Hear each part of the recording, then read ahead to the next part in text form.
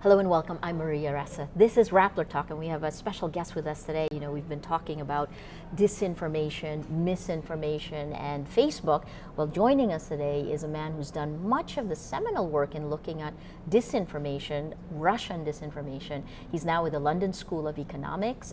He is, if you want to take a look at some of what they do, check LSE Arena. Former journalist, well, actually filmmaker. He's focused on media and disinformation. He's testified on the challenges of the information war to the U.S. House Foreign Affairs Committee, U.S. Senate Foreign Relations Committee, and the U.K. Parliament Defense Select Committee. Peter Pomerantsev, welcome to Manila.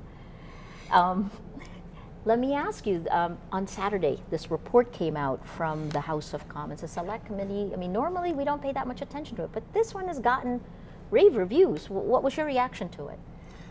Very positive. It's 89 pages, so I haven't read every page, but it's kind of the first attempt to synthesize all the different aspects of the disinformation crisis. So looking at the role of social media companies and their responsibilities, the role of malign political actors.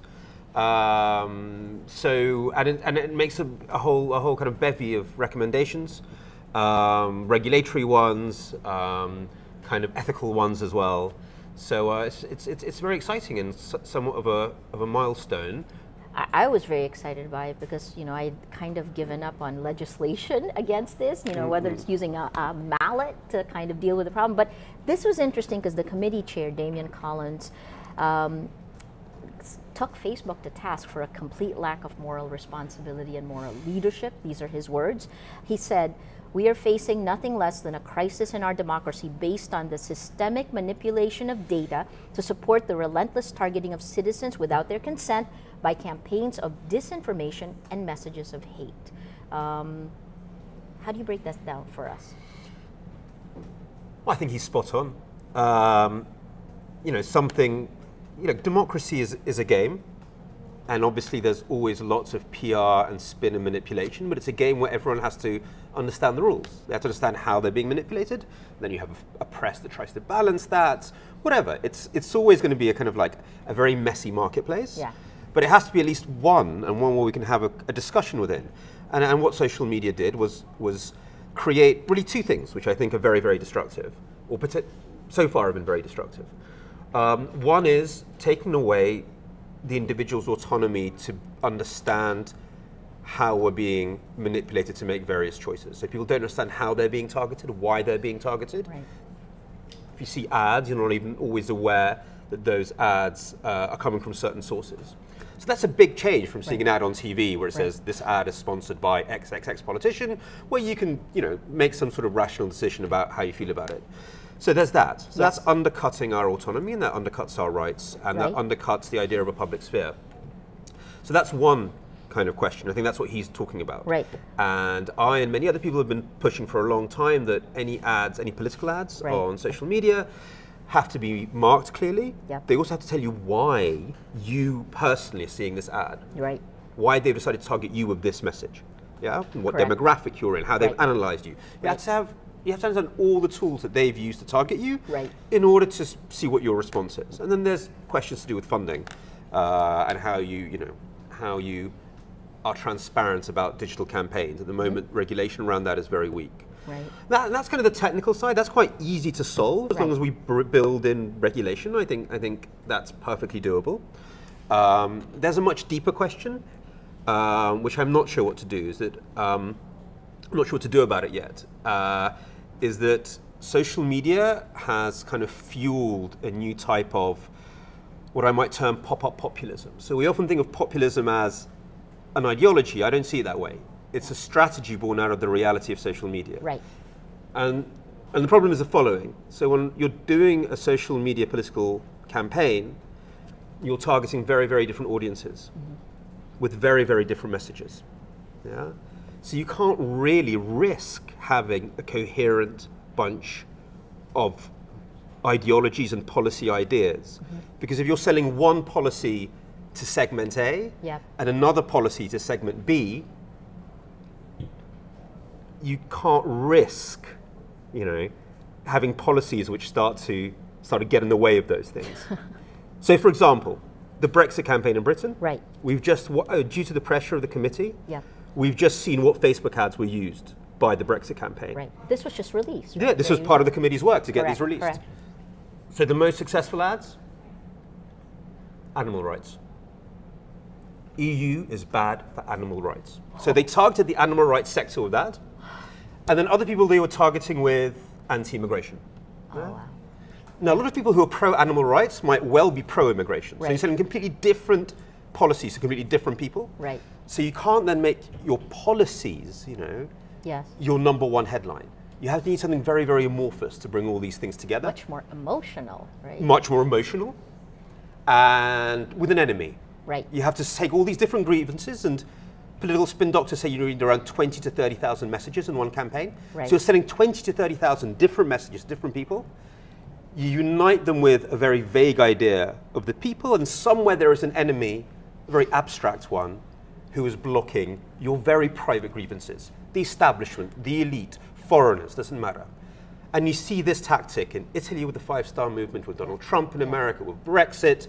I don't know if it's like here as well. It's the same in the Philippines. But this It's is the born elites, out of the oligarchs. logic Right. of social media. Yes, and unifying it with emotion. You're Right. quite right. Usually anger. Right. Anger works very much better than anything else. So you actually wrote a lot about, well, I'll pull it into Russian disinformation, which is the papers you wrote were one of the ones that I read that talked about how it targets these fracture lines of society so that you're able to splinter and pull them apart in the way that you want, or have them disbelieve anyone, doubt that anyone is credible, so that this way whoever has the loudest megaphone wins. In the case of Russia, Putin. Am I connecting it too fast? Well, listen. Think about it from the point of view of a leader with authoritarian tendencies. So back in the 20th century, you could shut off your population with censorship. Right. You could just block off TV channels. You can't do that anymore. Right. The Russians can't do that. Even the Chinese can't really do that. Right. They have the firewall, but it's very easy to get around. So you still have to kind of like, inculcate your population that you're right and everyone else is wrong.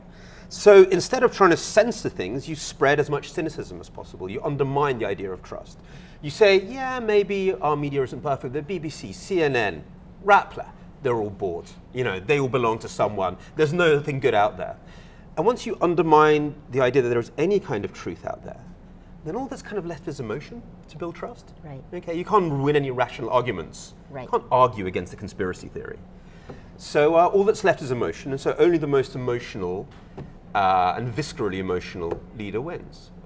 Again, we see them all over the world. Could you define, so most of us in the Philippines don't actually know what Russian disinformation is.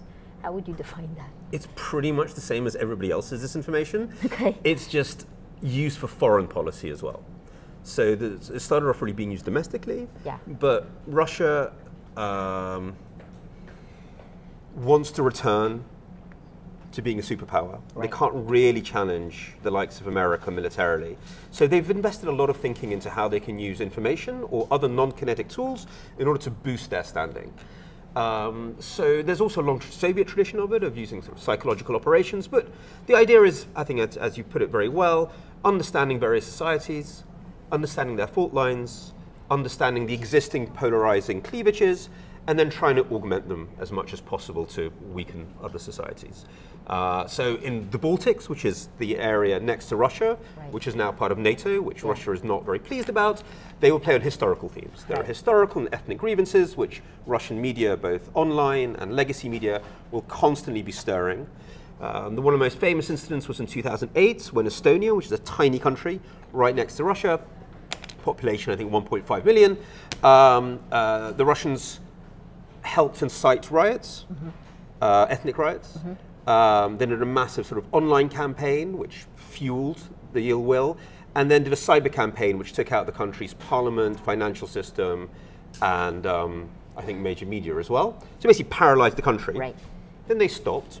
But that was always, I mean, it only lasted a few days, but I think that was always like a sign about what you could do with these sort of tools. You don't have to invade. You can actually paralyze another country, a whole country, with a cyber attack and a media attack. In this report, Collins actually says, he said it's alarming, and these are his words, just how many connections take you back to Russia. And this is a quote from him: "At every step of the way, there's never been a point where we've thought, oh, it's not as bad as we feared. The connections just seem to deepen and become more significant." So if Russia is using, I'm not sure if the right phrase is information warfare, but if they're using this in military doctrine, how is it playing out in foreign policy or in foreign, I guess, why is Europe worried about it? Why is the United States doing investigations, the Mueller report? Listen, there's a whole range of things you just mentioned there, from Yes. the war in Ukraine. Right, exactly. Well, Russia's invasion of Ukraine used Right. information tools very extensively Right. to prepare the ground for an invasion. And then part of the invasion isn't actually an official invasion. It's done through proxies. So there you had, hyper partisan propaganda paving the way for a military operation. So that's one category of things. Right. Then there's the sort of thing we saw in Estonia, which is paralyzing a country without touching it. And few people think there's a serious risk of a physical invasion of any European country. So that's a different category. Then there's something like America, where we saw two operations play out. One which seems a rather surreal and it seems rather incompetent Facebook campaign to kind of get various dupes in America through fake Facebook ads to go out and protest against Clinton. That seems a very weird campaign, and most people in the profession laugh at it, to be honest.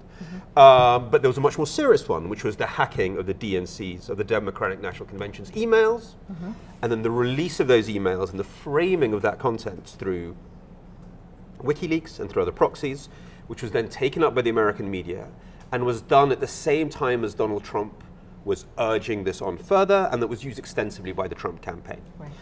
So that was a very well-planned operation, very well executed, and one with, we don't know whether it influenced the outcome of the election, but it definitely had an influence. Right.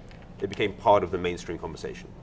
So that's what they're talking about. I think what Collins actually is talking about is another factor, which is, as the committee hasn't just been looking at fake news, also been looking at sort of corruption. Right. And I had to say, when the Russians talk about information psychological warfare, they include everything from cyber and information operations through to corruption, blackmail. It's the whole sphere of non-military interventions.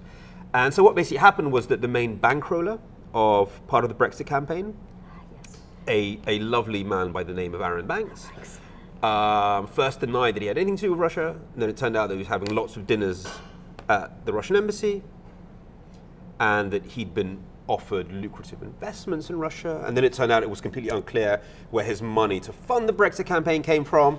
It all gets very murky. I don't think actually there's anything substantive or hard there, and I don't think there ever will be necessarily, because these kind of relationships, they're not necessarily illegal. You just offer political, if you're Russia, you offer political allies lucrative business opportunities in Russia. That's not actually illegal. Right. That's just like making friends.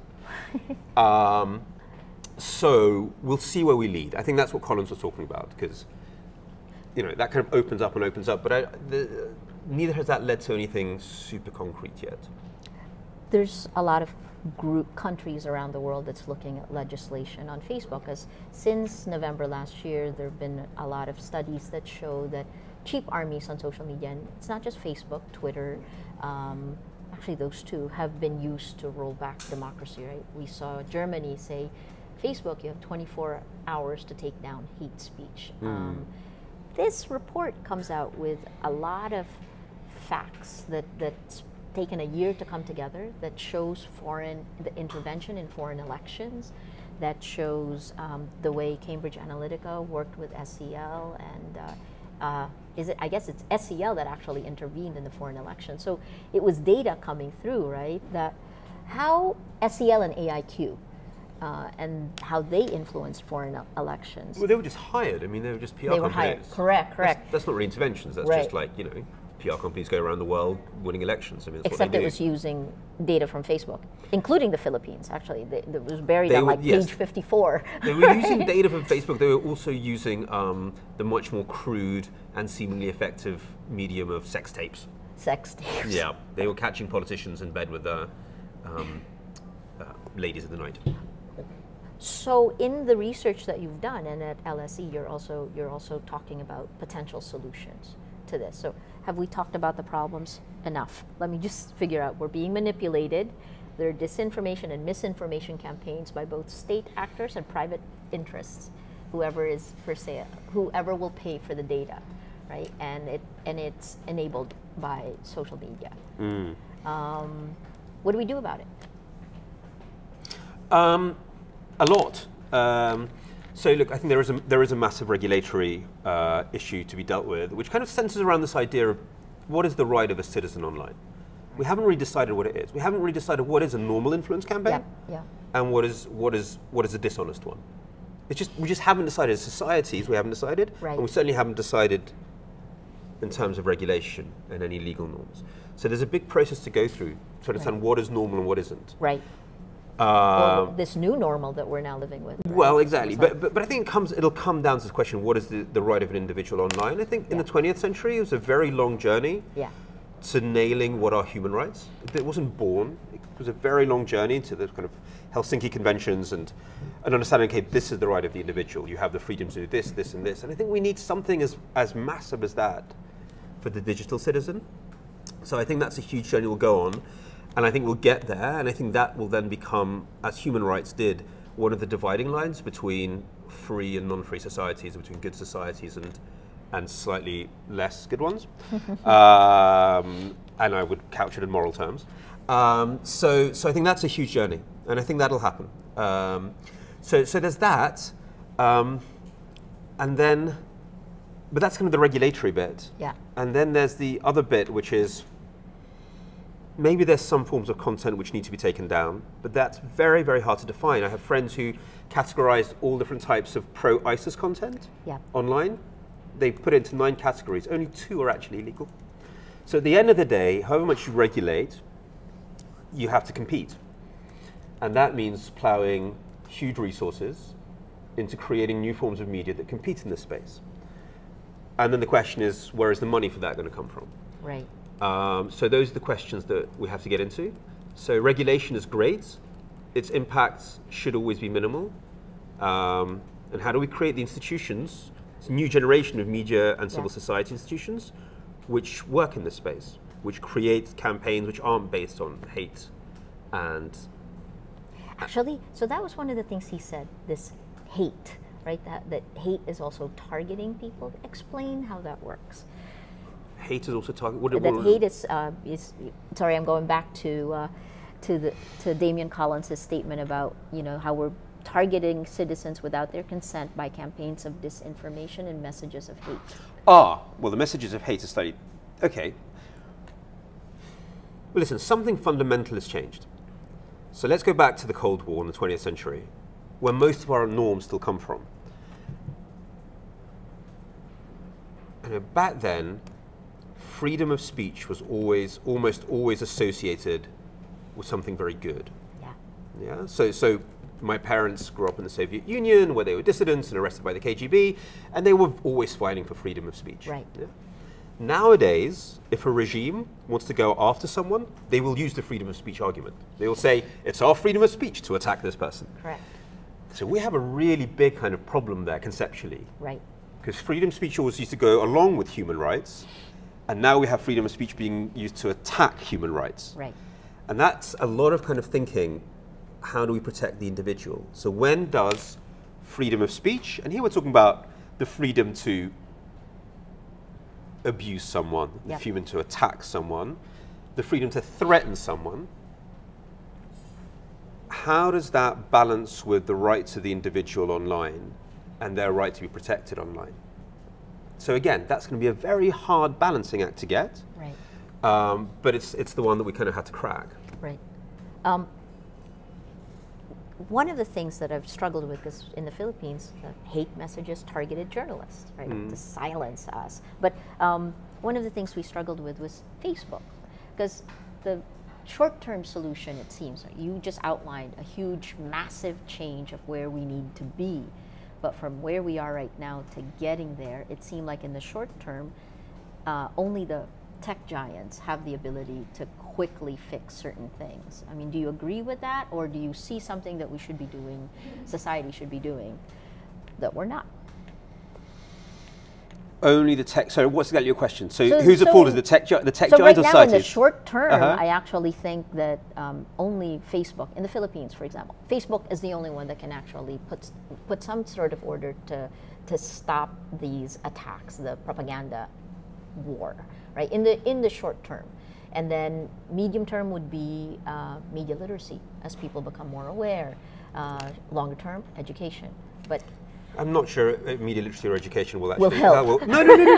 It's a necessity. It's like a sine qua non. Right. But no, I don't think it'll change much. But all the evidence points to it not, sadly. But it just should be part of our civics anyway, because people should know about this. But sadly, I don't think it's that simple. Look, I don't know. I've advocated very strongly for an ombudsman that would be able to see the inner workings of the algorithms, not just on Facebook, but on YouTube, which is now becoming a major motor of radicalization. So these companies are an ombudsman of the algorithms. That's interesting. Well, because it's about the algorithms. Yeah, the algorithms who are driving this stuff. And we say, Facebook, can you do something about it? And they say, oh, we'll tweak this, we'll tweak this. I mean, the fact probably is that their algorithms are complete chaos, and they probably don't know what the hell's going on half the time themselves. And so they're scared to let anyone in. But at the end of the day, look, it comes back down to the way these sites are engineered and created, and the kind of the technological logic. And there has to be public oversight. Now, I understand they have concerns about commercial secrecy. Yeah. So it has to be an ombudsman, which just wants a secret. I mean, there has to be, their commercial rights need to be protected, but there has to be public oversight. They can't be a black box. So I'm going to pull this out, and the last theme that we'll discuss is truth, fact, and fiction, right? Because we're aside from the algorithms, one of the things that Facebook has always said is it will not be the arbiter of truth. So the algorithms will determine what you see in terms of news and your own reality. In the United States, it's something like 62% of Americans get their news from Facebook. But Facebook will not take down lies. Even if it knows that these are lies, it will allow it to stay. It doesn't distinguish between fact and fiction, which then made it vulnerable to these information campaigns. Do you see a solution? Are they changing? Because just a week ago, Mark Zuckerberg told Kara Swisher that even though he would not take down Holocaust deniers, right? And it caused all of these. Well, actually, last week it was Facebook stock went to lost the largest amount ever in history, $120 billion. But in terms of itself, in terms of its own assumptions, its DNA, will it be forced to decide fact from fiction? Is this something that algorithms will do? But philosophically, that seems to be the sticking point in the last 2 years. I think fact versus fiction is a tough one. What worries me more is this idea of a public sphere and a shared reality where we can kind of discuss with each other what is fact and fiction. And what scares me about Facebook is the way that some research that it pushes people into what are known as echo chambers. Right. But even look at the way the thing is kind of designed. Facebook looks at how you're scrolling through your feed. It knows where you pause and where you move faster. That's why people you don't like seem to disappear from your feed. Yeah. You haven't defriended them. Facebook just knows you don't actually like them. And it's like, oh no, it's that person. Or it's my mother-in-law. Move through that. So it naturally, its algorithms sift what you don't want to listen to, what you don't want to see, and what you do. So it takes you further and further into this world of just the things that Facebook thinks you like. So it's a semi-trance-like situation. I mean, all psychologists and psychoanalysts will tell you that reality is when you have to confront the other. Correct. You have to meet someone, discuss with them, debate with them. That determines who you are. Yeah. So kind of Facebook in a semi-dream-like state, which is obviously not the state where shared reality can appear. So we need to, that's what we need to kind of return to. Look, TV was awful in many ways as well, but at least the damn stupid old TV debating show forced these different people into a room together. And and reality would appear in their debate. I'm very skeptical about anybody arbitrating truth. I'm fact versus fiction is a very, very woolly line, and where does interpretation stop? And it's so dangerous, that whole space. But you know what? But it's making sure that social media and the media that we live in pushes us towards a real engagement. That's what matters. Right. The reason why I don't think it's that difficult is because in the past, journalists played that role, right? Imperfect world, but journalists were held accountable. You had to decide whether, and you could be sued if you put fiction as fact, right? Sure. So those are those kind of conscious falsehoods. So listen, but we just did a big monitoring of the German elections. Okay. And we were looking at our friends from the international alt-right, who were meeting on secret gaming channels to create sort of Twitter hashtags that would help the far-right party. Right. We were looking at the Russian campaign. They weren't making stuff up, I'm afraid. They were taking real facts of immigrant crime and then presenting them in such a way that it gave people the sense that there was a immigrant apocalypse crime wave happening. We found very few fake news. It was all about how it was created, how it was presented. And the good propagandist will not fall to the level of fake news. I mean, that's kids in Macedonia. You know, that stuff is quite easy to catch, but clever propaganda doesn't need that stuff. So you're saying this is just a fundamentally new world, and even our old world rules are out the window already. Yeah. So what do we do in the interim? Well, I think Damien Collins is going to save us all with his slightly They do come up with some potential solutions, but nothing that's in the short term, right? No, hold on. The EU is taking, so the EU, bless it, is actually taking action. Okay. Both antitrust, sort of breaking up the social media companies, and in terms of moving towards regulation if they don't self-regulate. And the EU will be tough, and the EU will enjoy it because the EU likes attacking America. The problem is much bigger is in America, where I've had elected representatives tell me off the record that they're too scared to take on Silicon Valley because it's driving the economy. Yeah. So that is a problem. But no, I think the EU will find ways a lot of ways to deal with this. Also, we have a problem. We have a tradition in we're leaving the EU. I always forget this. In Europe generally, there is a tradition of regulating hate speech. Or based on the legacy of the Nuremberg trials in the Second World War. So there is a tradition of doing something about this. Right. Actually, I'd say the problem there is the opposite. It could go too far. Yes. As you mentioned, the German law, which was just stupid and unworkable. 24 hours. But there is still at least the tradition of that. Plus, there's we like destroying American companies a little bit.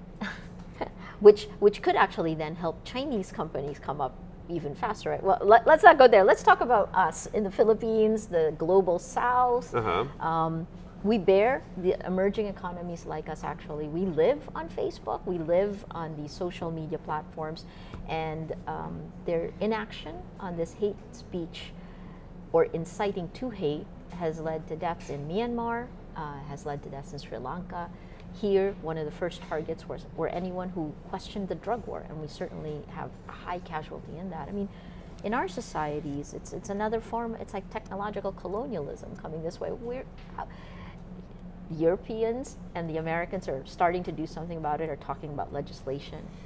I don't really see anything like that here. How do you see Asia, Southeast Asia shaping up? And we have elections coming up. I don't know the first thing about Southeast Asia, so I'm definitely not going to be colonialist that way and say this is what you should do. However, what surprised me is because it's such a new world, the problems in Scotland and the problems in Moldova are remarkably similar. I actually wouldn't be surprised if we're dealing with quite similar issues. These all, as long as you're in kind of democracies or messy democracies. I mean, a different problem starts when you get into authoritarian regimes. So in Russia, people are sent to jail for likes. They like the wrong thing, they will get sent to jail. So usually in support of Ukraine. In China, you will be detained if you make any jokes comparing His Majesty Xi Jinping with Winnie the Pooh. So that's a different category of problems. But democracies, and all democracies are kind of weak democracies, whether it's Mexico, Britain in the time of Brexit, which we had an election which was much like a South Asian election, I assume. Then I think the problems are actually very similar. So we can learn from each other. But I think you guys are actually at the forefront of solving these issues, or at least thinking about them. We're trying. We're trying to figure, just to understand what is going on. And I guess, well, your last thoughts on this, right? Because I think the other part of this is that it actually, this one, unlike television, which actually was manipulative to begin with, right? It plays with our emotions, our humanity, it's meant to keep you on the social media platforms are designed to keep you scrolling. It's like a drug addiction, right? Dopamine, actually. Your dopamine increases. Well, I spent a lot of my misspent youth bunking off school, watching, like, you know, drinking beer and watching TV. So there must have been something going on there as well. No, all media, you know, they have lots of negative consequences. And remember when TV started becoming big in the 50s, there was this obsession that it's making people more violent. And there's a whole discipline of media effects, which has spent 70 or 80 years now trying to prove that TV makes people more violent. And after 80 years says we don't know. Right, right. So let's not, you know, when the books appeared, you know, the priesthood was like that's true, that's awful. True. How should so there's always, I wouldn't be technophobic. Okay. But what is definitely true is that arseholes tend to take advantage of technology quicker because they have no morals. And it's really easy to tap into sort of hate and violence. Like when radio appears, the people who take advantage of it first are, you know, totalitarian dictators who are too obvious to name, who use it to incite genocide. When TV turns up, the first people to take advantage of it are, you know, McCarthy in the US to do show trials, and the Soviets do show trials. Right. Now the internet turns up, and the people who jump on it are the far right and ISIS and various unpleasant regimes. It takes time for the good people to organize themselves. The BBC was, which is still on balance a good thing, was a response to technology. It was just, you know, people going, oh my God, what do we do to change this? So it takes time. The question is, will the crisis, before we get to the positive things, how deep will that crisis go? So historically, if we think of all the world wars as the introduction of new media, so the First World War is the newspaper war, the Second World War is the radio war, you know, we tend to have these massive, and the 30 Years' War in Europe is the arrival of print media. So every time a new media arrives, we have a world war. So hopefully we won't have one this time before we find some decent solutions. But I'm sure we won't. Okay.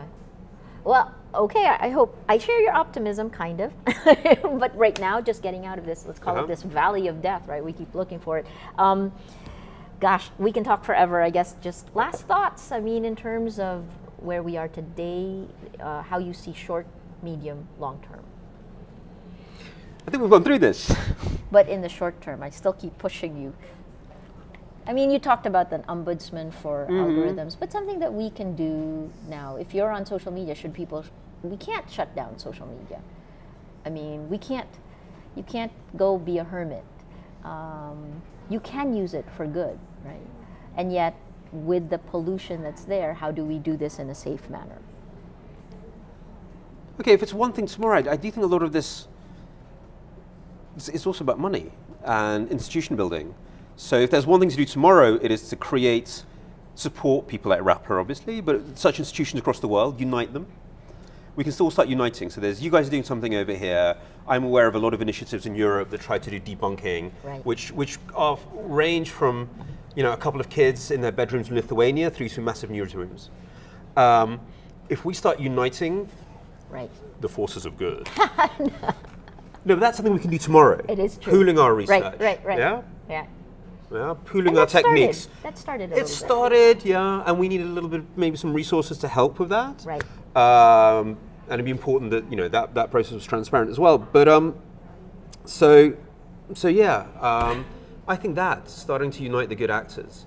So we start acting sort of strategically and pooling our research and our best practices.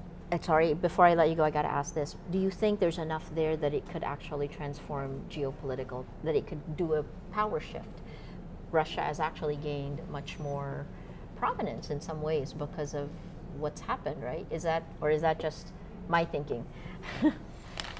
Look, Russia's very specific. Russia kind of has worked out, and here the internet is just one part of a larger kind of zeitgeist, that the 21st century is an information-driven century, and that it doesn't need to be a superpower as long as it looks like a superpower. And it's used that by doing a lot of things. Certainly the Russian intervention in Syria was very strategic to be placed in such a way that it definitely had a military aspect. Without that, it would have been pointless. But the effect was actually informational. look at us. We've inserted ourselves into this conflict in a way that makes us immovable. Right. The information operations in Europe are kind of a sign saying, look, we don't care, we're back. Right. And a bit like with Trump, there's always a risk that we talk about Russia so much, we blow them up and make them bigger. Okay. Donald Trump realized this as well. Right. So the Russians have grasped this, perhaps quicker than some of the older superpowers, because they're still focused on massive military budgets and how do you put aircraft carriers in the Persian Gulf, while countries like Russia have had more time to think about alternative ways forward. But that's not just the internet. I think that's just a kind of understanding that we live in an information age, and how you're perceived is probably more important than what you do. Well, fantastic. Thank you. Thanks so much for talking to us. We've been speaking with Peter Pomerantsev. He's with the London School of Economics, looking at disinformation campaigns around the world and where it's leading us. If you have any questions, please #Rappler Talk. I'm Maria Ressa. Thanks for joining us.